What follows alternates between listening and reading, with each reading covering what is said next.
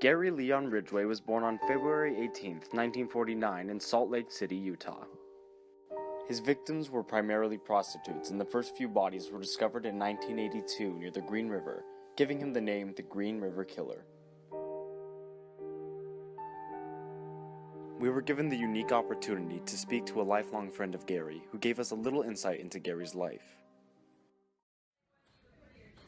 My name is Bobby Wentz, and I'm a longtime friend of this man, this rapist.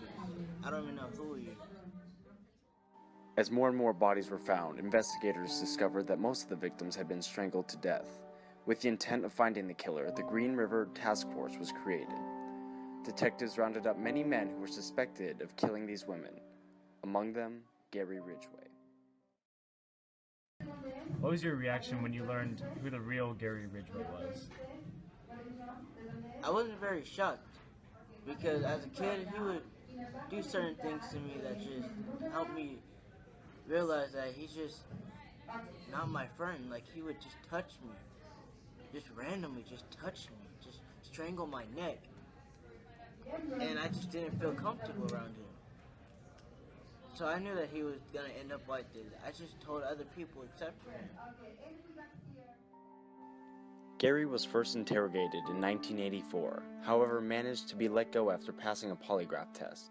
3 years later, the number of victims had risen to 46. In 1987, police again investigated him, taking hair and saliva samples from his home and vehicle. However, because DNA analysis was in its infancy, a connection could not be made to the victims. In 2001, the hair and saliva were re-examined, and this time a match was found, linking him to 3 of the victims. As a fun little surprise, we brought Gary Ridgway into the studio to see his old friend Bobby. What if we told you we brought Gary in today? Oh my... What'd I do?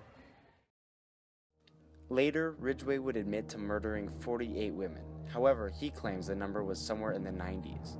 The 48 victims of Ridgway made him the most deadly serial killer to ever live in the United States.